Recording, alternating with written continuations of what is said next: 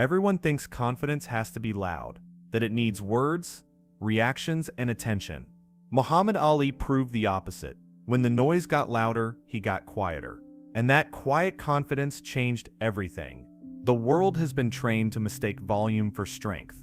The louder someone speaks, the more confident they appear. The more they react, the more powerful they seem. Silence, on the other hand, is often misread as weakness. People assume quiet means unsure. Muhammad Ali exposed how false that belief really is. From an early age, Ali saw how attention works. Noise draws eyes. Reactions create drama. Drama feels like dominance, but dominance built on noise is unstable. It collapses the moment attention shifts elsewhere. Muhammad Ali understood that noise is usually compensation. People speak louder when they need reassurance. They argue when they need control. They perform confidence when they haven't secured it internally. Ali didn't set need to compensate. His belief didn't set depend on being heard. Society rewards those who respond quickly.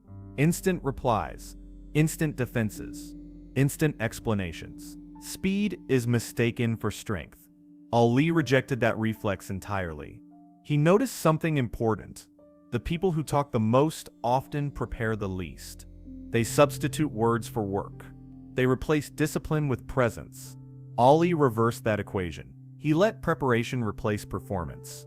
Noise also creates distraction. When you react, you split focus. Part of your energy goes to the task. Part of it goes to the audience. Ali kept his energy undivided. Undivided focus compounds power quietly.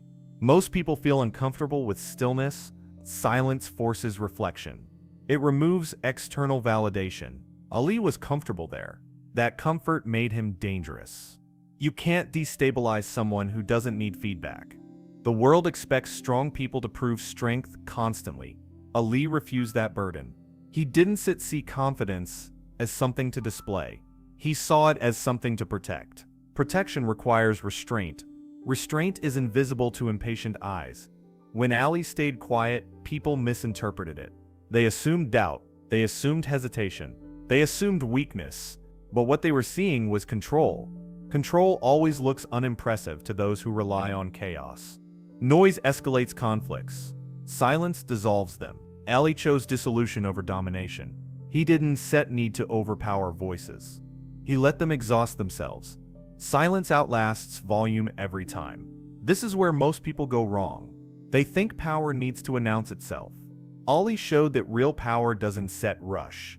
It doesn't shout, it waits until it sets undeniable. Then it arrives without explanation. By confusing noise with power, the world overlooks the most dangerous kind of confidence. The kind that doesn't set react. The kind that doesn't set perform. The kind that stays intact under pressure. That was Ali Sip's confidence. Before Muhammad Ali ever opened his mouth, his confidence was already decided. It wasn't something he searched for in the moment. It wasn't something he borrowed from applause or approval. It was a private conclusion he reached with himself. Once that conclusion was made, everything else became optional. Muhammad Ali understood that confidence formed after action is weak. That kind of belief depends on results. And results can always change. Ali built confidence before results, so results never had the power to shake it. His belief didn't fluctuate with outcomes. Most people speak to convince themselves. They talk to feel strong. They repeat affirmations out loud, hoping belief will follow. Ali didn't need to do that. He spoke only when he chose to, because belief was already settled internally. This is why his words carried weight. They weren't searching for validation. They weren't defensive. They weren't reactive. They were statements, not arguments. Statements come from certainty. Ali knew that once confidence is settled inside, speech becomes a tool, not a crutch.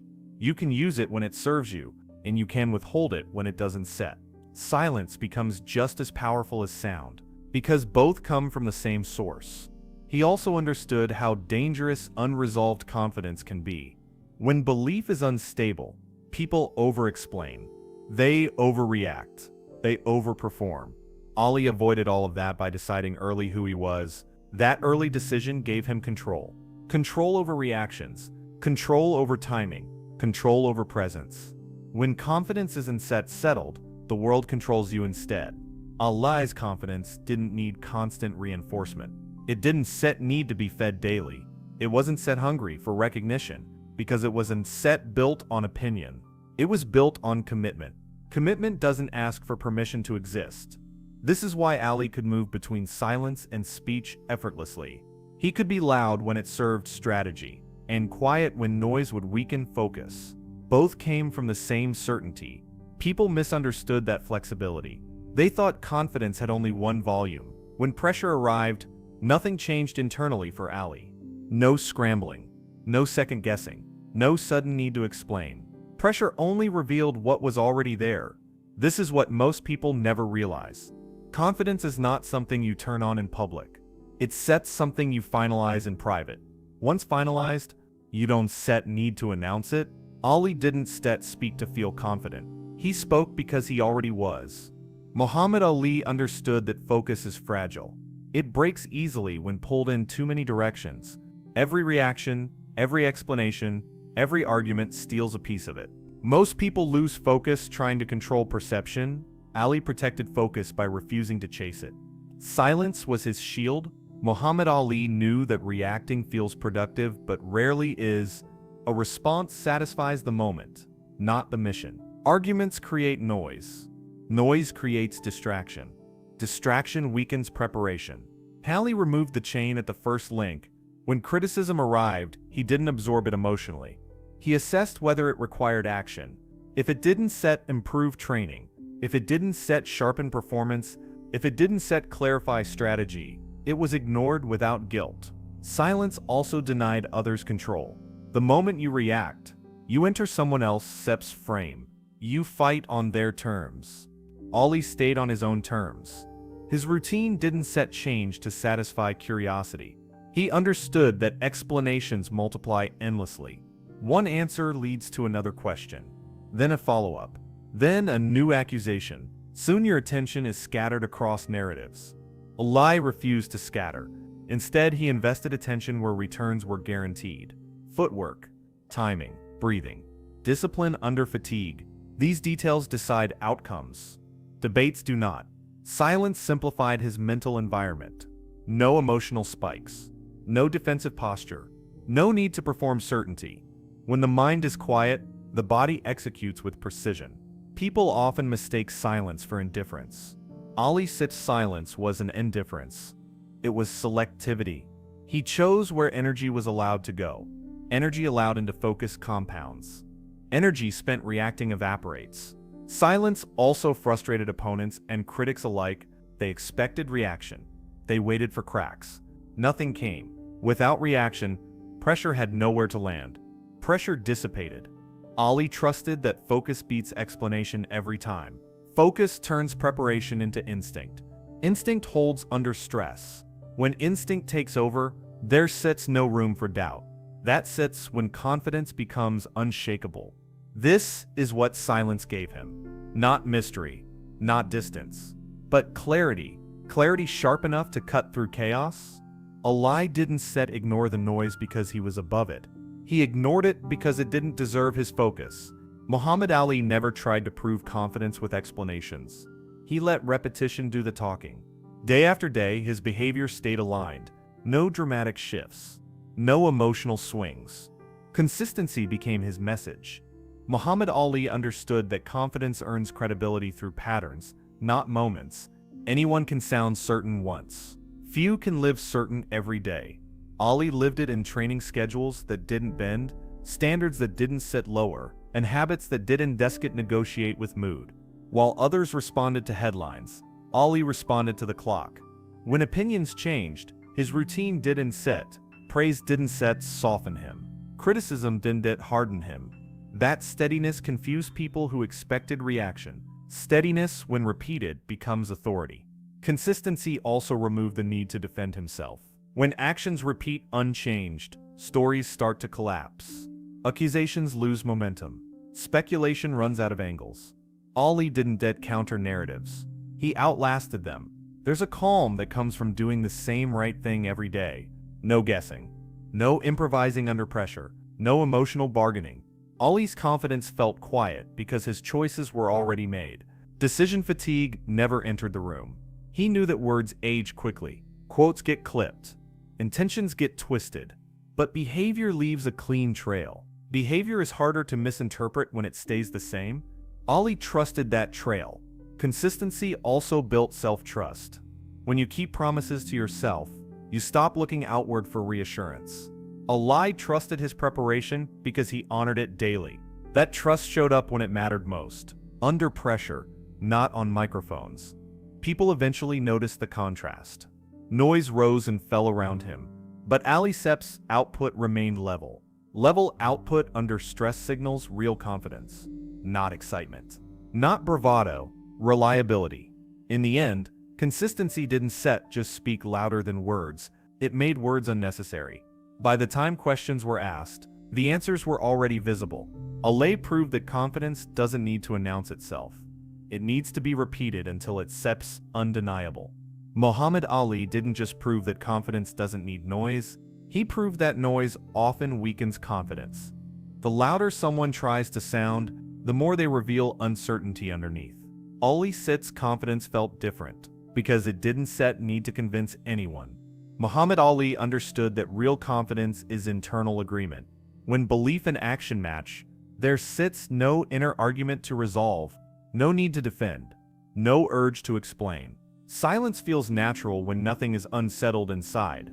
Most people think confidence is about how others see you. Ali showed it sips about how you see yourself when no one is watching. When applause disappears. When doubt shows up. When the only voice left is your own. That's steps where confidence is tested and built. He also understood that confidence isn't meant to impress. It's meant to stabilize. To keep you steady when pressure increases. To keep your decisions clean when emotions rise. Ali didn't use confidence to dominate conversations. He used it to dominate moments that mattered. The quiet confidence Ali carried didn't fade with time. It aged well, because it wasn't tied to reactions or relevance. It was tied to discipline and alignment. Alignment doesn't expire. Noise always does. This is why his legacy feels solid even decades later, not because of how loudly he spoke, but because of how consistently he lived. His confidence didn't echo, it endured. The lesson is simple but uncomfortable. If your confidence needs noise, it isn't finished yet. Finish it in private. Strengthen it with consistency. Protect it with focus. Ali showed the world something rare. You don't need to announce who you are. When your actions repeat it every day.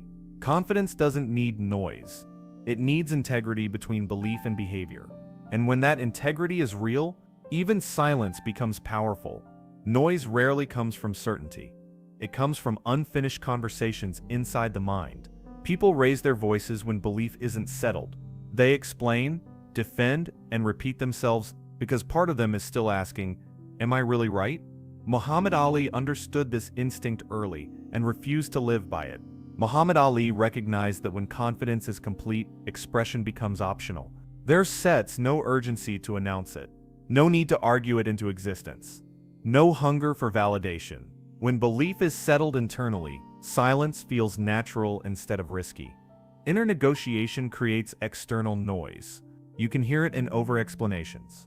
You can see it in constant reactions. You can feel it in the pressure to be seen agreeing, defending, clarifying. Ali had finished that negotiation with himself. There was nothing left to resolve out loud. Most people mistake noise for conviction. They assume volume equals belief. But volume is often compensation. It sets an attempt to drown out doubt. Then the lie didn't drown doubt. He eliminated it privately through preparation. Preparation is where inner negotiation ends. When you done the work repeatedly, your mind stops debating outcomes. It trusts the process. Ali trusted his process so deeply that words became unnecessary. Noise also reveals fear of being misunderstood. People speak louder to control perception. They explain more to shape opinion. Ali didn't chase perception. He accepted misunderstanding as temporary. Temporary discomfort was cheaper than permanent distraction. When critics pushed, he didn't push back. He didn't correct every narrative. He didn't fill silence with reassurance. That restraint confused people. They expected reaction. They got composure. Composure shifts pressure outward. When one side stays quiet, the other side starts questioning itself. Why isn't Sethi reacting? What does he know? Silence turns the spotlight back on the doubter. Ali let that dynamic work for him. Inner negotiation also creates inconsistency. One day belief is high. The next day it wavers. Noise spikes to compensate. Ali Set's belief didn't set spike or dip. It stayed level because it wasn't set or debated daily. It was decided once and reinforced through habit. He knew that the loudest people often need the most reassurance. They seek it from crowds, headlines, and responses. Ali sought reassurance from repetition, from training completed, from standards met, from promises kept to himself. This is why his silence felt powerful. It was emptiness. It was completion. A signal that nothing inside needed negotiation anymore. When belief is complete, noise becomes unnecessary and confidence becomes dangerous. Ali didn't get quieter because he was unsure. He got quieter because he was done arguing with himself. Muhammad Ali understood that confidence built for an audience is fragile by design. It survives only as long as eyes are watching. Applause becomes fuel. Attention becomes validation. And the moment both disappear, belief begins to weaken. Ali refused to build confidence that way. Muhammad Ali knew that crowds are unreliable. They cheer today and doubt tomorrow. They praise success and disappear during struggle. If confidence depends on them, it will rise and fall uncontrollably. Ali wanted something steadier, something that worked even in isolation. He built confidence that functioned best in silence. When no one was clapping, when no one was watching, when no one cared, that environment reveals the truth of belief. Ali thrived there. Most people feel weaker when the audience is gone. Ali felt clearer. Without external noise, decisions became cleaner. Focus sharpened. Doubt had no reinforcement. Confidence stabilized instead of shaking. He understood that pressure removes spectators. When it sets late, when it sets hard, when the outcome is uncertain, that sets when audience-based confidence collapses. Ali trained his beliefs specifically for those moments. This is why he never needed constant reassurance. He didn't set scan reactions for feedback.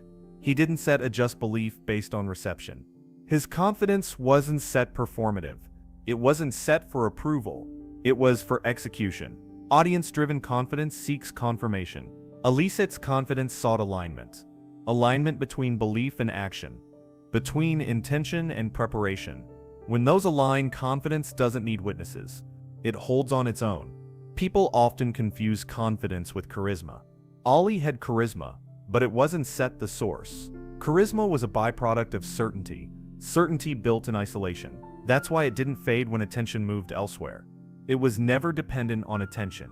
He also knew that audiences can become a trap. They reward what entertains, not what endures. Ali didn't optimize for reaction. He optimized for readiness. Readiness doesn't need spectators. It needs repetition. This kind of confidence feels uncomfortable to observers. It doesn't explain itself. It doesn't seek affirmation. It stands firm without performance. That firmness unsettles people who rely on feedback. Ali accepted that discomfort. In the end, Ali proved something most people never realize. If your confidence needs an audience, it isn't finished yet. Finish it in private. Strengthen it where no one is watching. Because the confidence that survives alone is the only kind that survives pressure. Muhammad Ali understood that silence doesn't just protect confidence, it creates pressure.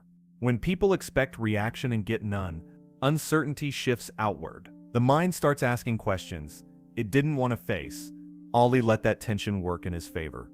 Muhammad Ali knew that loud confidence invites counter noise. Arguments meet arguments. Challenges meet escalation. But silence disrupts the script. It gives nothing to push against. Opponents and critics are left negotiating with themselves. When Ali stayed quiet, others filled the gap. They speculated, they projected, they second-guessed their assumptions. Silence forced them to confront their own doubts. That reversal is powerful. Psychological pressure usually works inward. People absorb criticism, tension, expectation. Ali redirected it outward. By refusing to react, he made others uncomfortable, carrying the weight. Discomfort reveals weakness faster than confrontation ever could. This kind of confidence is unsettling because it's unreadable. There are no emotional cues to exploit, no defensive posture to attack, no urgency to provoke. Ali sits calm, remove leverage. Without leverage, pressure collapses. Silence also disrupts timing. Critics expect immediate response. They plan around reaction. When none arrives, momentum stalls. Energy disperses. Ali let impatience exhaust itself. He understood that people often mistake reaction for engagement. Engagement feels like influence. Ali denied that feeling completely. No response meant no confirmation of importance. That denial stripped others of control. Control quietly shifted to him. Quiet confidence also magnifies presence. When everyone else is noisy, stillness becomes noticeable. Attention gravitates toward what isn't set reacting. Ali said silence didn't make him invisible. It made him dominant without effort. This pressure wasn't set aggressive. It wasn't set threatening. It was passive and relentless, like gravity, always present, always pulling. In the end, Ali proved that the strongest psychological advantage is not intimidation, not confrontation, not volume, but composure that refuses to break pattern. Quiet confidence forces others to question themselves, while you remain untouched. That sits why silence wasn't just restraint for Ali. It was strategy, and strategy, applied patiently, turns calm into control. Noise is obsessed with the present. It reacts to headlines, comments, and immediate pressure. It wants relief now, validation now, control now. Muhammad Ali chose a longer horizon. Muhammad Ali understood the difference between winning a moment and building a trajectory. Moments reward reaction. Trajectories reward discipline. Noise spikes quickly and burns out just as fast. Confidence, when patient, compounds quietly. Ali invested where compounding happens. Most people explain themselves to end discomfort. They speak to feel better immediately. Ali was willing to feel misunderstood temporarily, to be undeniable later. That patience is rare. It sets also decisive. He didn't set optimize for applause cycles. He optimized for preparation cycles, training blocks, recovery rhythms, mental calibration. These don't set trend, but they endure. Ali aligned his days to the arc, not the moment. Noise also narrows vision. It pulls attention to what steps loudest right now. Confidence widens vision. It keeps the end in mind when the middle gets messy. Ali kept his standards fixed while circumstances shifted. Fixed standards create forward motion. When criticism surged, he didn't counter it point by point. That would have trapped him in the present. He let time widen the frame. Within a wider frame, exaggerations flatten, and consistency stands out. Ali knew that narratives change faster than habits. If you chase narratives, you still always be late. If you build habits, narratives eventually chase you. He chose the second path. It sets slower, but it finishes stronger. Confidence that chooses the arc also manages energy better. No emotional spikes, no defensive spirals, no urgency tax. Energy saved compounds into readiness. Readiness shows up when moments finally matter. This is why Ali could stay calm when others panicked. He wasn't set trying to win today sips. Argument, he was preparing for tomorrow's SEP's proof. Proof arrives on its own schedule. Confidence respects that schedule. In the end, noise fades when the moment passes. Confidence remains because it was never tied to the moment. Ali didn't set silence the world. He outlasted it. And when the arc completed, the moment finally made sense.